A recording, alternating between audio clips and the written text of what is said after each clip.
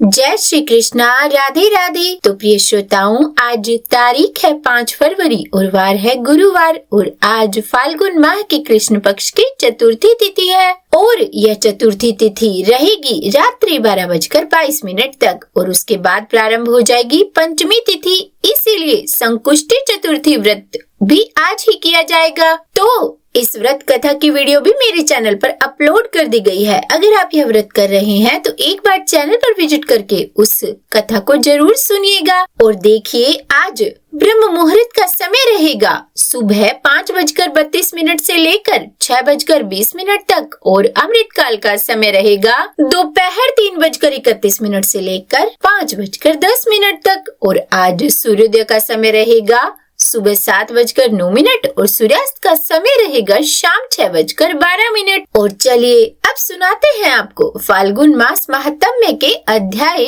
4 की कथा, जिसमें आज आप सोमवार व्रत के प्रभाव से श्रीमंतिनी को पुनः परम सौभाग्य की प्राप्ति किस प्रकार हुई, इसका वर्णन श्री सुत जी के मुखारविंद से सुनने वाले हैं। तो कथा को पूरा सुनिएगा क्योंकि अधूरा नहीं छोड़ना चाहिए। और अगर कथा अच्छी लगे तो वीडियो को लाइक एंड शेयर कीजिएगा और मुझे कमेंट बॉक्स में कमेंट करके भी जरूर बताइएगा। और अब सुनते हैं हम आगे की कथा। श्री सुत जी कहते हैं कि हे ऋषियों, जो नित्य आनंद में शांत, निर्विकल्प, निरामय, अनादि, अनंत शिव तत्व को जानते हैं, वे परम पद को प्राप्त होते हैं। जो धीर पुरुष काम भोगों से विरक्त होकर भगवान शंकर में हेतु रहित और भक्ति करते हैं, उनका मोक्ष हो जाता है और फिर वे संसार बंधन में कभी नहीं पड़ते।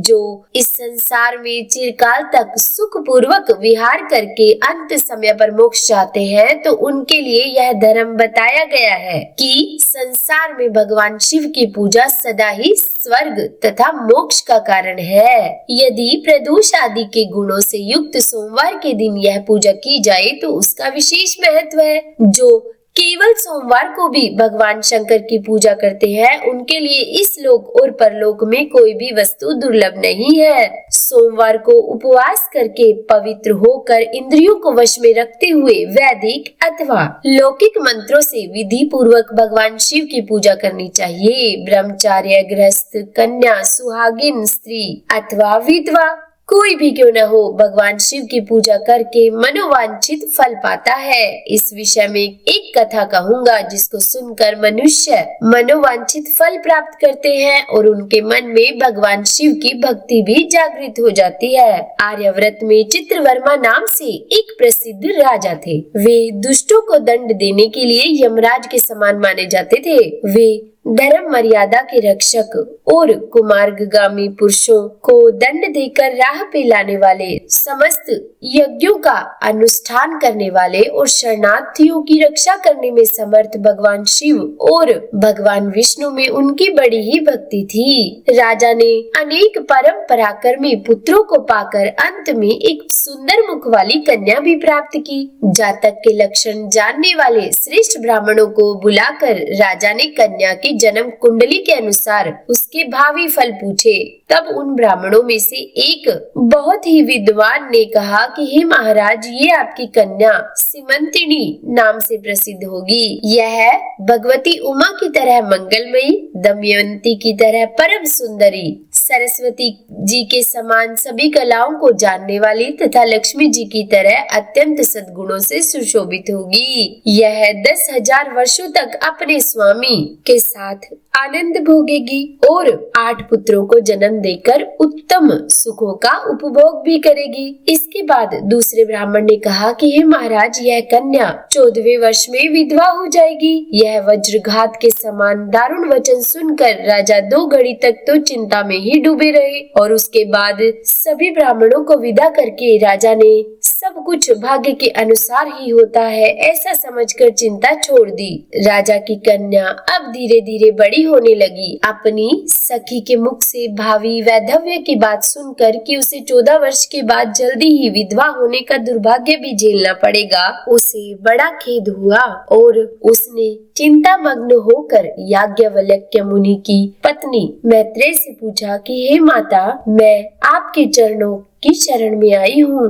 मुझे सौभाग्य बढ़ाने वाले सत्कर्मों का उपदेश दीजिए। और इस प्रकार शरण में आई हुई कन्या से पतिव्रता मैत्रेयी कहने लगी कि तू भगवान शिव सहित माँ पार्वती के शरण में जा और सोमवार को एकाग्रचित होकर स्नान और उपवास पूर्वक स्वच्छ वस्त्र धारण करके भगवान शिव और माँ पार्वती का पूजन कर। सोमवार के दिन शिव और पार्वती की आराधना करती रहे। इससे बड़ी भारी आपत्ति पड़ने पर भी तू उससे मुक्त अवश्य ही हो जाएगी। घोर से घोर और भयंकर महाकलेश में पड़कर भी भगवान शिव की पूजा कभी मत छोड़ना।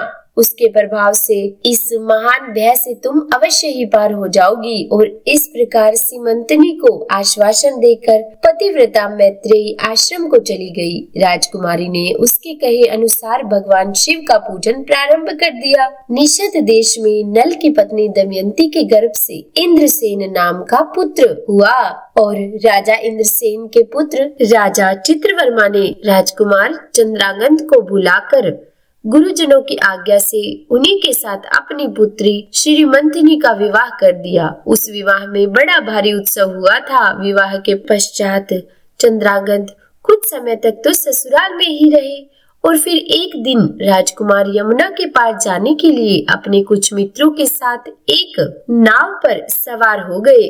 भाग्यवश वह नाव यमुना के भंवर में मल्लाहों सहित डूब गई। यमुना जी के दोनों तटों पर बड़ा भारी हाहाकार मच गया। इस दुर्घटना को देखने वाले समस्त सैनिकों के विलाप से उस समय सारा आकाश मंडल गूंज उठा। डूबने वालों में से कुछ तो मारे गए और कुछ मगरमच्छों के पेट में चले गए और राजकुमार आदि कुछ लोग उस महाजल में अदृश्य हो गए। यह समाचार सुनकर राजा चित्रवर्मा बड़े व्याकुल हुए और यमुना जी के किनारे आकर मूर्छित होकर गिर पड़े। सीमंतनी ने भी जब यह समाचार सुना तब वह अचेत होकर धरती पर गिर पड़ी। राजा इंद्रसेन भी अपने पुत्र के डूबने का समाचार पाकर अपनी रानियां सहित बहुत दुखी हुए और सुध बुध खोकर धरती पर गिर पड़े। फिर बड़े बूढ़ों के समझाने पर राजा चित्रवर्मा धीरे धीरे अपने नगर में आए और उन्होंने अपनी पुत्री को धीरज बंधाया। राजा चित्रवर्मा ने जल में डूबे हुए अपने दामाद का अर्थविदेहीकृत वहां आए हुए उनके बंधु बांधवों से करवाया। पतिव्रता सीमांतनी ने चिता में बैठकर अपने पति के साथ जाने का ही विचार कर लिया, किंतु उसके पिता ने उसे ऐसा करने से रोक दिया और तब वह विधवा जीवन बिताने लगी। विधवा होने पर भी उसने भगवान शिव की पूजा करना नहीं छोड़ा और इस प्रकार 14 वर्ष की आयु में अत्यंत दारुण दुख पाकर वह भगवान शिव के चरण कमल का चिंतन करने लगी। भगवान शिव जी की आराधना करते करते उसको 3 वर्ष बीत गए। उधर पुत्र शोक से पीड़ित राजा इंद्रसेन को बलपूर्वक दबाकर उनके भाइयों ने उनका सारा राज्य छीन लिया और उन्हें पत्नी सहित पकड़कर कारागृह में डाल दिया। इंद्रसेन के पुत्र चंद्रांगद यमुना के जल में डूबने पर नीचे नीचे गहराई में उतरने लगे और बहुत नीचे जाने पर उन्होंने नीचे नागवधुओं को जल क्रीड़ा में निमग्न देखा। राजकुमार को देखकर वे भी हैरान हुई और उन्हें पाताल लोक में ले गई। वहां चंद्रागंध ने तक्षक नाम के परम अद्भुत रमणीय नगर में प्रवेश किया और इंद्र भवन के समान मनोहर एक सुंदर महल देखा जो बड़े बड़े रत्न के प्रकाशमान करने से प्रकाशित हो रहा था। भगवान सूर्य के समान तेजस्वी तक्षक नाग को सभा भवन में विराजमान देखकर परम बुद्धिमान राजकुमार ने प्रणाम किया और हाथ जोड़कर खड़े हो गए। राजा तक्षक के तेज से उनकी नेत्र चुंधिया गए और इधर नागराज ने भी मनोरम राजकुमार को देखकर उन नागिनों से पूछा कि यह कौन है और कहां से आया है। तब उन्होंने बताया कि हमने इसे यमुना जल में देखा है और इसके कुल तथा नाम का परिचय न होने के कारण आपके पास लेकर आए हैं।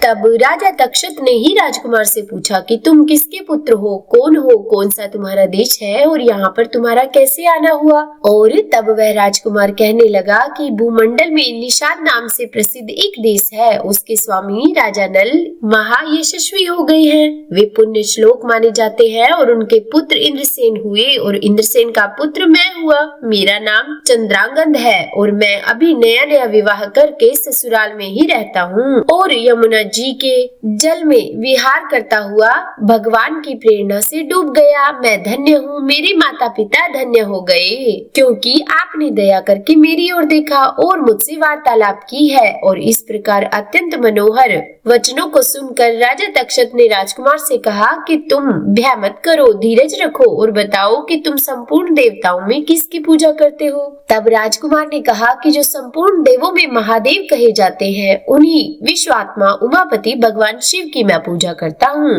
जो विधाता के भी विधाता, कारणों के भी कारण और तेजों में सर्वोत्कृष्ट तेज है। वे भगवान शिव मेरी परम गति है, जो अति निकट होकर भी पाप से दूषित चित्त वाले पुरुषों के लिए बहुत दूर है और जिनके तेज की कोई सीमा ही नहीं है, जो अग्नि, भूमि, वायु, जल और आकाश में स्थित है। वे विश्वात्मा भगवान सदाशिव हम सब के लिए परम पूजनीय परमेश्वर है, आत्मा में स्थित रहने वाले परमेश्वर तथा निरंजन है। संपूर्ण संसार जिनकी इच्छा के अधीन है, मैं उन्हीं भगवान शिव की पूजा करता हूँ। ज्ञानी पुरुष, जिन्हें एक आदि और पुराण पुरुष कहते हैं, गुणों के भेद में जिस भिन्नता की प्रीति होती है, वे भगवान शिव मेरे परम आश्रय हैं, जिनका प्रसाद पाकर साधु पुरुष अत्यंत उज्जवल इंद्र पद की भी अभिलाषा नहीं करते तथा कर्मों की अर्गला और काल चक्र को लांघ कर निर्भय होकर विचरते हैं। वे भगवान शिव मेरी गति है। देव नदी गंगा जिनके मस्तक पर स्थान पाकर सुशोभित होती है, भगवती जगदम्बिका जिनकी अर्धांग में निवास करती है, वे चंद्रशेखर भगवान शिव मेरी परमेश्वर है, जिनके चरण कमल वेदों के शीर्ष स्थानीय उपनिषदों में गौरवान्वित होते हैं। वेदांत की श्रुति जिनके चरण कमल का गुणगान किया करती है, वही भगवान शिव मेरे पूजनीय है। तब इन वचनों को सुनकर राजा तक्षक प्रसन्न हो गया। उनके हृदय में महादेव जी के प्रति नई भक्ति भाव का उदय हुआ और वे उनसे इस प्रकार कहने लगे कि हे राजकुमार, तुम्हारा कल्याण हो। मैं तुम पर बहुत ही प्रसन्न हूँ, क्योंकि तुमने बालक होकर भी सर्वोत्कृष्ट परात्परित तत्व को जानते हो। देखो, यह रत्न लोक है, यह मनोहर नेत्रों वाली युक्तियां हैं, ये मनोचित कामना पूर्ण करने वाले कल्प वृक्ष है और यह अमृत रूपी जल से भरी हुई है। बुढ़ापा और रोग यहाँ किसी को पीड़ा नहीं देते। तुम जब तक इच्छा हो यहीं ठहरो, सुख भोगों का उपभोग करो। नागराज के ऐसा कहने पर राजकुमार हाथ जोड़कर बोले कि नागराज, मैंने समय पर विवाह किया है। मेरी पत्नी उत्तम व्रत का पालन करने वाली और शिव पूजा करने वाली है और मैं अपने माता पिता का इकलौता पुत्र हूँ। वे सब लोग इस समय मुझे मरा हुआ मानकर महान शोक में गिरे हुए होंगे, इसलिए मुझे यहाँ किसी भी प्रकार से अधिक समय तक नहीं ठहरना चाहिए। आप कृपया करके मुझे पुनः मनुष्य लोक में पहुंचा दें। तब यह सुनकर नागराज ने कहा कि राजकुमार, तुम जब भी मुझे याद करोगे तब मैं तुम्हारे सामने प्रकट हो जाऊंगा। और ऐसा कहकर उन्होंने राजकुमार को एक सुंदर अश्व अर्थात घोड़ा भेंट किया, जो इच्छा के अनुसार चलने वाला था। अनेक प्रकार के द्वीपों, समुद्री लोकों में उसकी अप्रतिहित गति थी।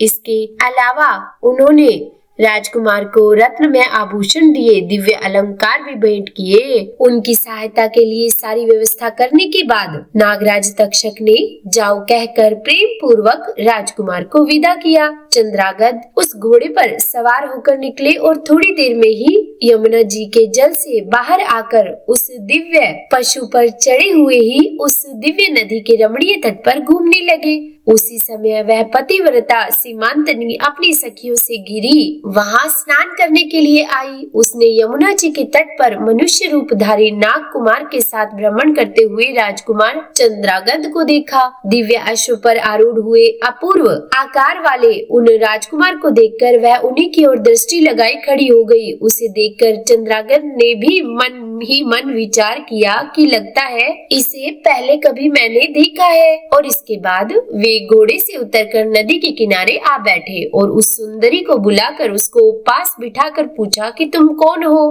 किसकी स्त्री हो। तब सीमांतनी ने लाजवश कुछ भी नहीं कहा, पर उसकी सखियों ने सारी बात बताई कि इसका नाम सीमांतनी है और यह निषाद राज इंद्रसेन की पुत्र वधू, युवराज चंद्रागद की रानी तथा महाराज चित्रवर्मा की पुत्री है। दुर्भाग्यवश इसके पति इस महाजल में डूब गए हैं, जिससे वैधव्य का दुख प्राप्त करके यह सूखती जा रही है। अत्यंत प्रबल शोक में ही इसने 3 वर्ष बिता दिए हैं और आज सोमवार है, इसीलिए यह यमुना जी में स्नान करने के लिए यहाँ आई हुई है। इसके ससुर का राज्य भी शत्रुओं ने छीन लिया है, बलपूर्वक उस पर अधिकार जमा लिया है और वे महाराज अपनी पत्नी के साथ उसकी कैद में पड़े हुए हैं। यह सब होने पर भी यह निर्मल अंतःकरण वाली सदाचार राजकुमारी हर सोमवार को अत्यंत भक्ति भाव के साथ पार्वती जी सहित महादेव जी की पूजा किया करती है। उत्तम व्रत का पालन करने वाली सीमांतनी ने अपनी सखी के मुख से सब बातें कहा कर स्वयं भी राजकुमार से पूछा कि आप कौन है और आपके साथ ये दोनों पुरुष कौन है। आपने मेरे वृतांत को एक स्नेही की तरह ही क्यों पूछा है? और हे महाभाऊ, मुझे ऐसा लग रहा है कि पहले मैंने कहीं आपको देखा है। आप मुझे स्वजन की तरह प्रतीत हो रही हैं। और ऐसा कहकर वह राजकुमारी सीमांतनी अपने नेत्रों से आंसू की धारा बहाती हुई बहुत देर तक फूट फूट कर रोती रही और फिर मूर्छित होकर धरती पर गिर पड़ी। अपनी प्रियतमा के शोक का कारण सुनकर चंद्रागत भी शोक से व्याकुल होकर 2 घड़ी तक चुपचाप ही बैठी रही, जिसके बाद सीमंतनी उठकर राजकुमार को बारंबार निहारने लगी। उसने पहले देखे हुए अंग चिन्हों, स्वर आदि लक्षणों, अवस्था के प्रमाण तथा रंग रूप आदि की परीक्षा करके यह निश्चय किया कि अवश्य ही यही मेरे प्रियतम है, क्योंकि मेरा हृदय प्रेम से अधीर होकर इन्हीं में अनुरक्त हुआ है। परंतु क्या मुझ अभागिनी को अपने मरे हुए पति का दर्शन हो सकता है? यह स्वप्न है या फिर भ्रम? या फिर मुनि पत्नी मैत्रेय ने जो मुझे कहा था कि तुम भारी से भारी विपत्ति में पड़ने के बाद भी इस व्रत का पालन जरूर करती रहना, ये कहीं उसी का तो फल नहीं? और एक श्रेष्ठ ब्राह्मण ने मुझे 10,000 वर्षों तक सौभाग्य बतलाया था। उन ब्राह्मण देवता का यह वचन अवश्य सत्य होगा। यह ईश्वर के बिना भला कौन जान सकता है? इधर प्रतिदिन मुझे मंगल सूचक शुभ शगुन दिखाई देते रहे हैं। पार्वती जी के प्राणनाथ भगवान शिव के प्रसन्न होने पर देहधारियों के लिए कौन सी वस्तु दुर्लभ हो सकती है? और इस प्रकार तरह तरह से मन में विचार करके उसका संदेह दूर हो गया और तब लज्जा से उसने अपना मुख नीचे कर लिया। और फिर तब राजकुमार ने कहा कि हे भद्रे, मैं तुम्हारे पति के शोक संतप्त माता पिता से यह समाचार बतलाने के लिए जा रहा हूँ। तुम्हारा कल्याण हो, तुम्हारे पति तुम्हें शीघ्र ही मिलेंगे। और ऐसा कहकर राजकुमार घोड़े पर सवार हुए और अपने दोनों सहायकों के साथ शीघ्र ही अपने राज्य में जा पहुँचे। वहाँ नगर के बगीचे के समीप उन्होंने नागराज के पुत्रों को राज सिंहासन पर अधिकार जमाए बैठे हुए बंधुओं के पास भेजा। नाग कुमार ने शीघ्र जाकर उन सब से कहा कि तुम सब लोग महाराज इंद्रसेन को अविलंब कारागार से मुक्त कर दो और सिंहासन छोड़कर चले जाओ।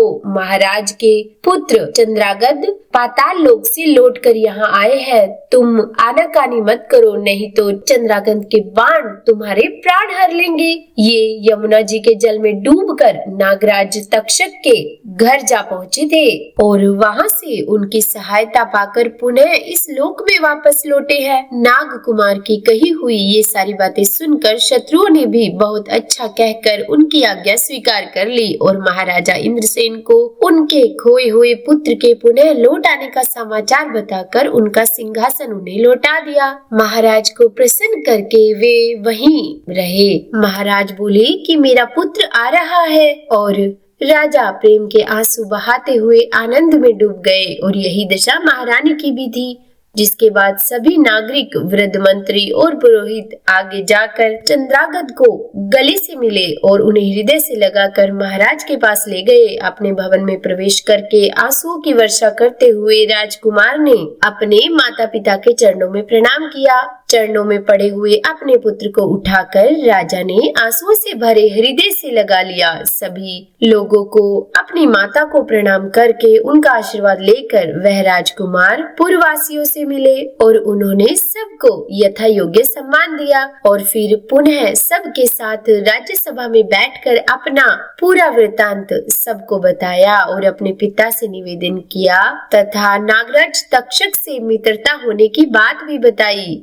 राजकुमार का चरित्र देखकर और सुनकर राजा इंद्रासन हर्ष से प्रफुल्लित हो गए। उन्होंने अपने मन में यही माना कि मेरी पुत्र वधू ने ही भगवान महेश्वर की आराधना करके इस अनुपम सौभाग्य को अर्जित किया है। निषाद राज ने जब यह मंगलमय वार्ता दूतों के द्वारा महाराज चित्रवर्मा को भी कहलवाई तो यह अमृतमय वार्ता सुनकर महाराज चित्रवर्मा आनंद से पुलकित हो गए और बड़ी तेजी से उठकर उन्होंने यह संदेश लाने वालों को उपहार में बहुत सारा धन दिया और फिर अपनी पुत्री को बुलाकर उन्होंने उसे वैधव्य का परित्याग करवा दिया और तरह तरह के आभूषणों से उसे सजवा दिया, जिसके बाद समूचे राष्ट्र के गांव और नगर आदि में बड़ा भारी उत्सव हुआ और सभी लोगों ने राजकुमारी सीमंतनी के सदाचार की बड़ी प्रशंसा की। राजा चित्रवर्मा ने राजा इंद्रसेन के पुत्र चंद्रागत को अपनी पुत्री सीमंतनी के साथ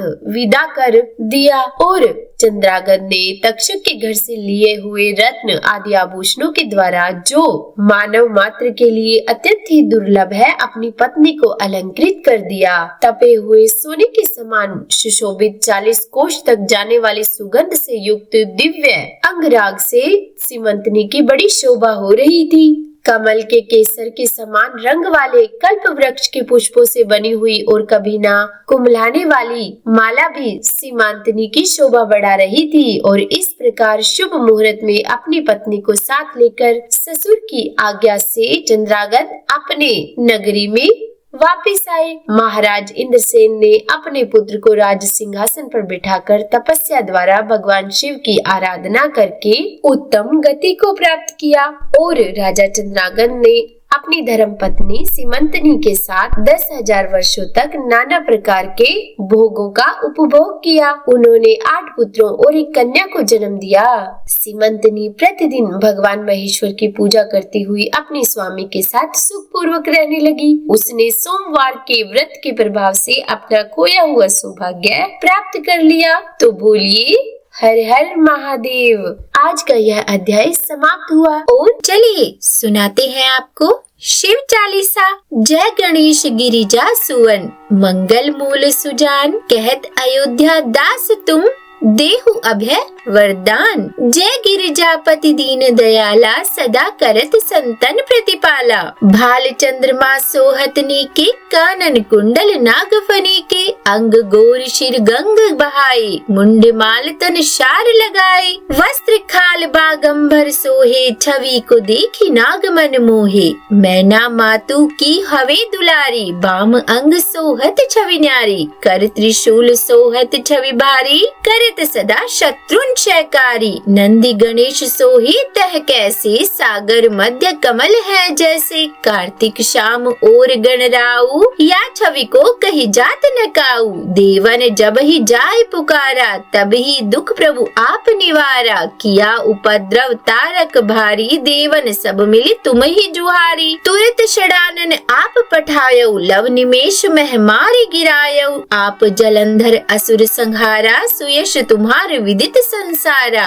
त्रिपुरासुर सन युद्ध मचाई, सब ही कृपा कर लीन बचाई। किया तपहि भागीरथ भारी, पूरब प्रतिज्ञा तासु पुरारी। दानिन मह तुम सम को नाही, सेवक स्तुति करत सदाही। वेद नाम महिमा तब गावी, अकत अनादि भेद नहीं पाई। प्रकटि उद्धि मंथन में ज्वाला, जरत सुरासुर भये विहाला। की नहीं दया तहम करी सहाई, नीलकंठ तब नाम कहाई। पूजन रामचंद्र जब कीन्हा, जीत के लंक विभीषण दीन्हा। सहस कमल में हो रहे धारी, कीन्ह परीक्षा तब ही पुरारी। एक कमल प्रभु राखे उजोई, कमल नयन पूजन चहम सोई। कठिन भक्ति देखी प्रभु शंकर, भई प्रसन्न दिए इच्छितवर। जय जय जय अनंत अविनाशी, करत कृपा सबके घटवासी। दुष्ट सकल नित मोहि सतावे, भ्रमत रहो मोहि चैन न आवे। त्राहि त्राहि मैं नाथ पुकारो, यही अवसर मोहि आन उबारो। ले त्रिशूल शत्रुन को मारो, संकट से मोहि आन उबारो। मात पिता भ्राता सब होई, संकट में